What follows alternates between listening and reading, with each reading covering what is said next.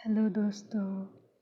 तो आज हम लोग पढ़ेंगे एमएसएन का टॉपिक है प्लूरल इफ्यूजन। मतलब हमारे लंग्स के प्लूरल कैविटी में फ्लूइड का एक्युमुलेशन हो जाना। हमारे जो लंग्स है उसके मतलब आउटर जो 2 लेयर्स होते हैं उनके बीच में प्लूरल कैविटी वही होता है जो 2 लेयर्स पैरेन्काइमा लेयर के बीच में होता है। ये वहाँ फ्लूइड एक्युमुलेशन हो गया तो हम उसको कहेंगे प्लूरल इफ्यूजन। चलिए अब हम इसका इंट्रोडक्शन देखते हैं। Pleural effusion occurs when too much fluid collect in the pleural space the space between 2 layers of the प्लूर।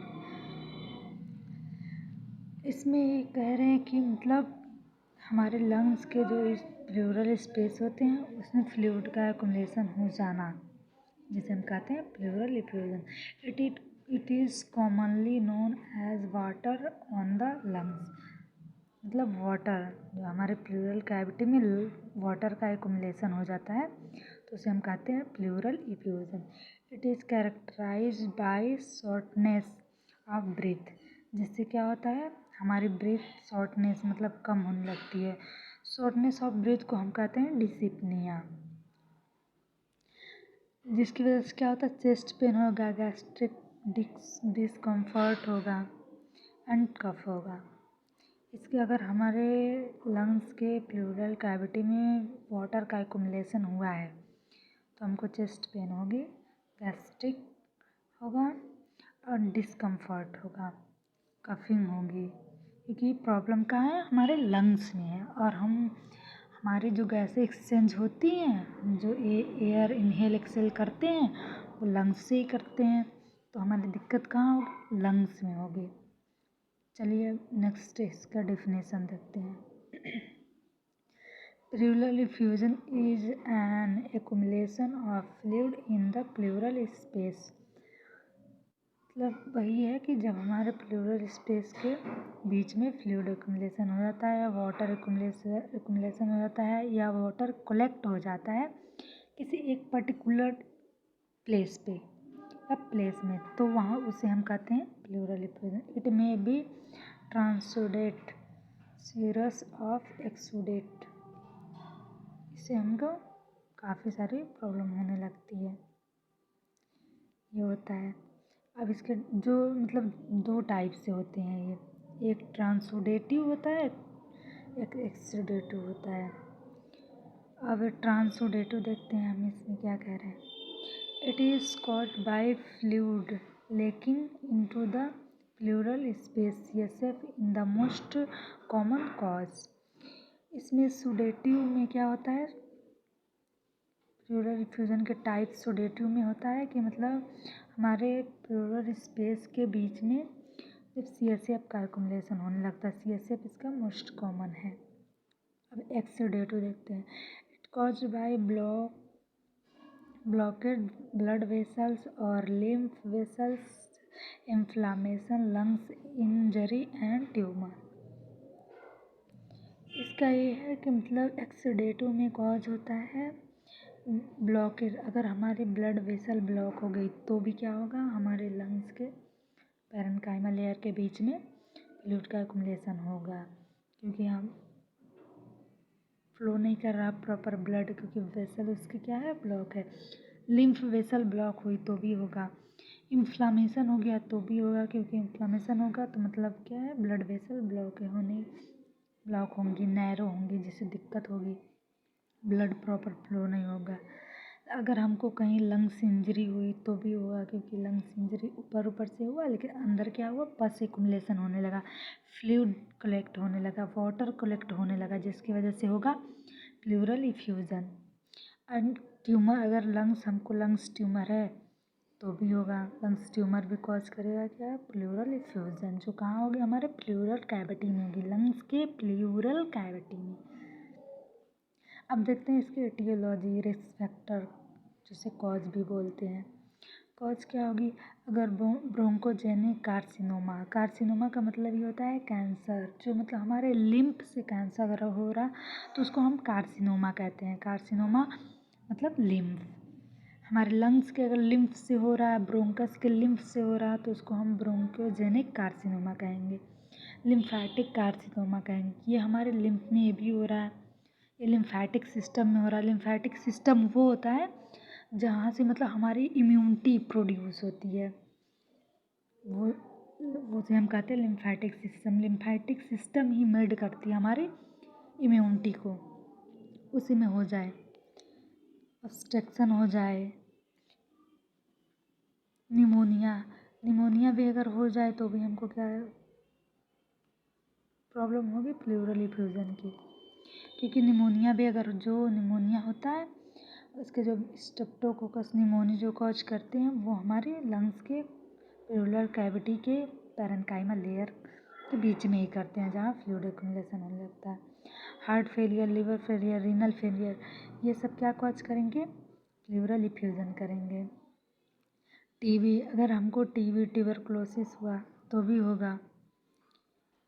Pulmonary infection हुआ तो भी, अगर हमको लॉन्ग टाइम तक लंग्स के पल्मोनरी इन्फेक्शन अगर मेरे लंग्स में है, लॉन्ग टाइम, काफ़ी टाइम तक रह रहा है, तो वो भी कॉज करेगा क्या, प्लूरल इफ्यूजन।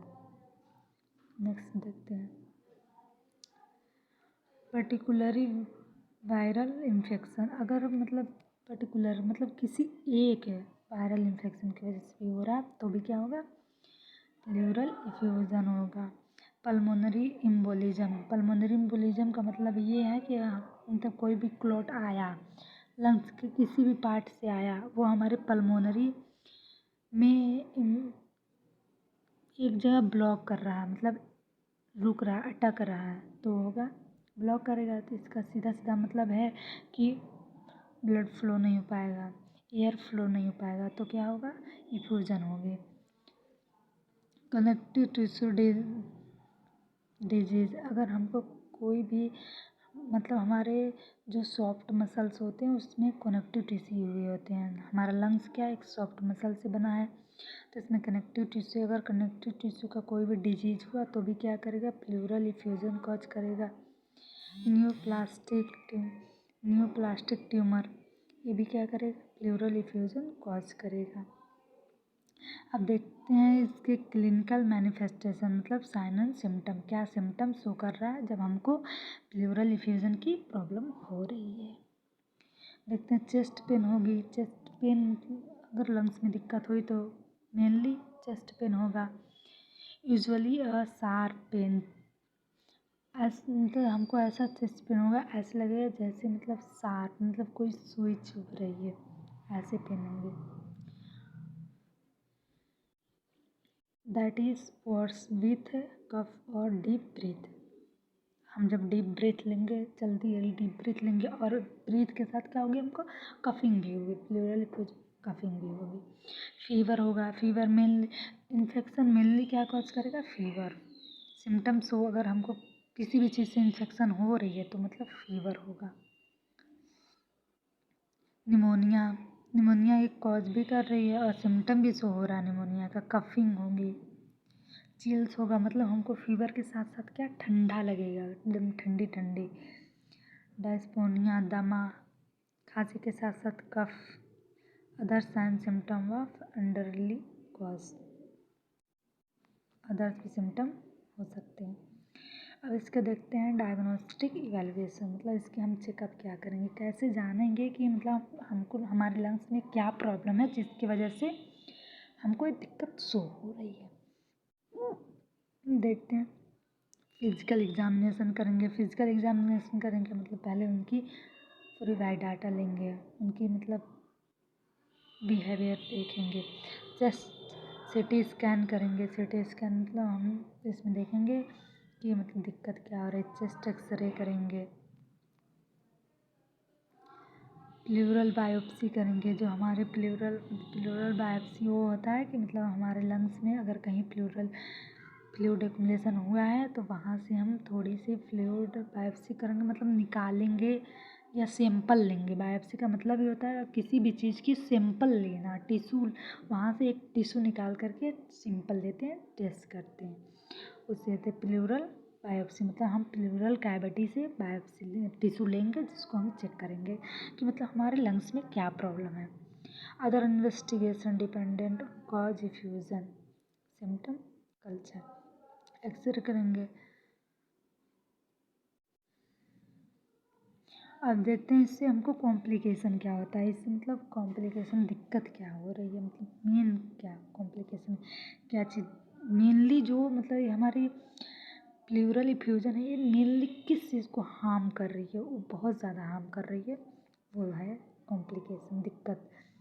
रिस्पायरेटरी फेलियर, सबसे पहले तो हमारे रिस्पायरेटरी फेलियर होंगे, क्योंकि इफ्यूजन है तो मतलब प्रॉपर इनहेल नहीं कर रहे हैं, एक्सहेल नहीं कर रहे हैं गैसेस का, तो अगर हम CO2 हमारा बाहर ही नहीं निकल रहा, O2 अंदर जा ही नहीं रहा है, कार्बन डाइऑक्सीजन का एक्सचेंज ही नहीं हो रहा है, तो क्या होगी हमको हमारे रिस्पायरेटरी के जो टिश्यू हैं डेथ होने लगेंगे। डेथ होंगे तो मतलब मेनली उसके फंक्शन लॉस होते रहेंगे, लंग्स के फंक्शन लॉस हो जाएंगे धीरे धीरे करके, लंग्स डैमेज होगा। हमारे लंग्स डैमेज होगा मतलब मेनली यही है कि टिश्यू, अगर टिश्यू डैमेज हो रहे हैं, सेल डैमेज हो रहे हैं, तो मतलब लंग्स तो डैमेज होगा ही डैमेज होगा, उसकी फंक्शन भी स्लो हो जाएगी, स्लो होते होते ख़त्म हो जाएगी, जिसे हम कहते हैं रिस्पायरेटरी फेलियर।